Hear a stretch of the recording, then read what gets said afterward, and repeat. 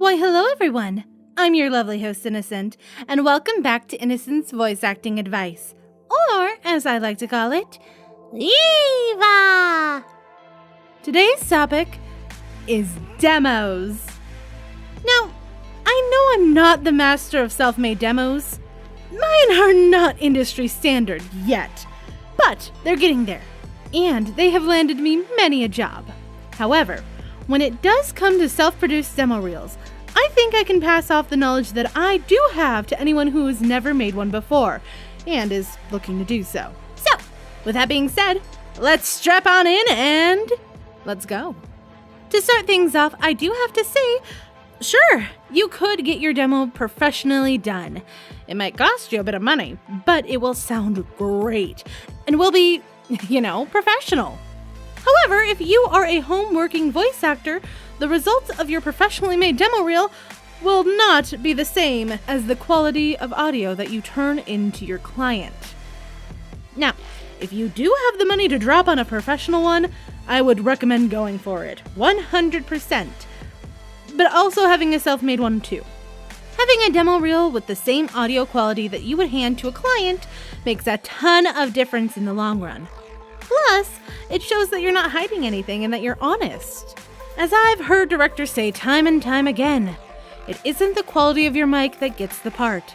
It's you and what you bring to the table. If you're still looking for a professional one, look for people who have their work public and if their clients like the work that they've gotten. AKA, just make sure that they aren't sketchy as fuck. Now, let's move on to how to actually make your demo reel. If you've been pumping out auditions for some time, or even doing some jobs, I would recommend taking some of your favorite takes and saving them for later. This might be considered the lazy way of doing this, but you already have the audio recorded, so why not? Got those set aside? Good. Next, it's just some general knowledge to have. When it comes to making your demo reel, the shorter, the better. 30 to 60 seconds is recommended since it allows whoever's listening to it to get a good grasp of your voice while not wasting their time. Helps a lot with professional jobs, mind you. But you don't need to stick to that guideline. Hell, look at my demo reel from last fall. It's nearly 5 minutes long and it's my most popular one in terms of views. I don't recommend yours to be anywhere near that long, but sticking around a minute would be best.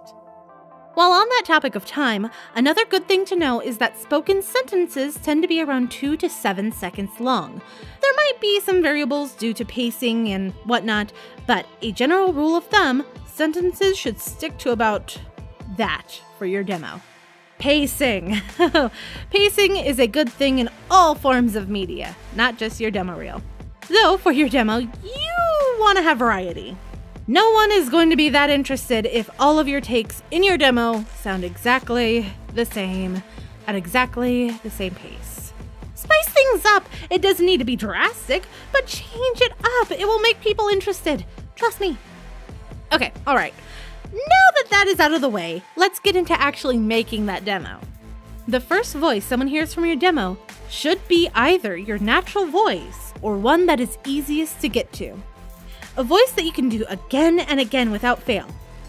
In theory, that will be your most popular one. For this, some people, including myself, like to start off welcoming people to their demo reel and stating their name. However, a lot of people say this is rather unprofessional sounding and would recommend that you stick to just your name and nothing else if you absolutely have to do something in the beginning. Now that you have your natural or easiest voice out of the way, it's time to sit down and record. Sure, having things that you've already recorded is good and fine, but some new things are always good as well. It's always good to have more than less, so record as much as you want. Go online to some casting call sites, read some auditions, find short monologues, find scripts online. Those are really good. The sky's the limit for what you can do. For these recordings, here's my general guidelines to going about it. Try and go for every emotion that you can think of. Happiness, sadness, anger, envy, etc. Hitting on all these notes will show that you're a well-rounded actor. Try not to use the same voice twice. While it might be tempting, it shows lack of variety. Keep impressions to a minimum. Having one or two thrown in to show that you can actually do it is good, but you really do not want to overdo them at all. Try to use realistic sounding voices.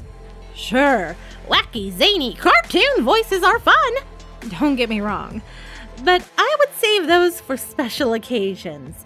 Think of these types of voices like a fine china that only comes out when needed. If a director asks, or an audition calls for it, then go. But this is not something to wave around all willy-nilly.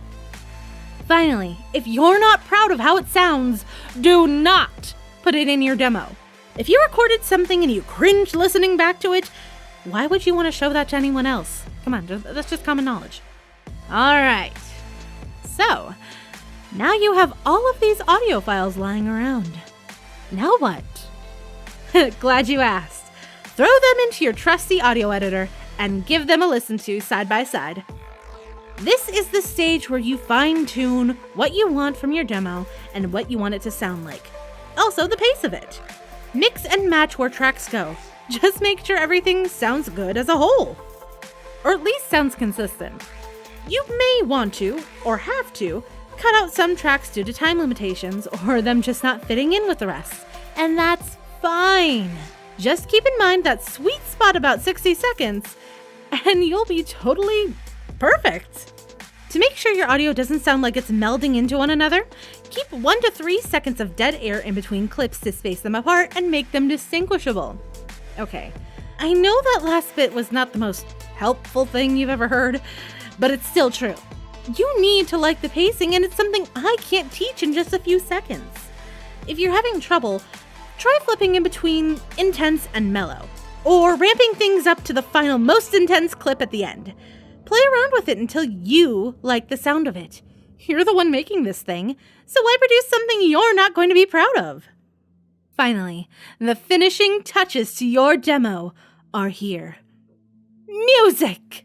Adding music and sound effects to your demo reel can really make it sound so much more pleasing to listen to. You could just slap a track under all of it and call it a day, sure, but you could take it a step further and amplify all of your clips with matching atmosphere. Personally, I tend to go for copyright-free music since it makes life easier in this day and age, but go with your gut. A great resource for free copyright-free music is the YouTube Audio Library. There you can sort music by mood, genre, and more. It helps finding that atmosphere music so much more easier.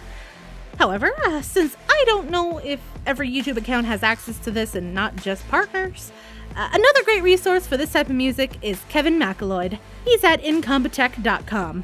They have a large catalog of royalty-free music that you can also search by mood to make it even easier for you. Download as much as you want, and again, play around with how they sound behind your clips. If it doesn't match, try another one until it does. Rule of thumb for music: it's background music, just to add atmosphere. So keep it low. You never want the music to be louder than your voice.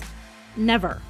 My general background music levels are around 20 to 30 decibels below your voice. It makes sure that you're easily understandable while also not losing either your voice or the music. Now that everything's said and done, you should have yourself a pretty good demo reel.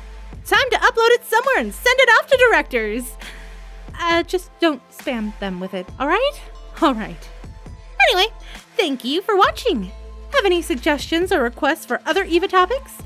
Leave them in the comments below.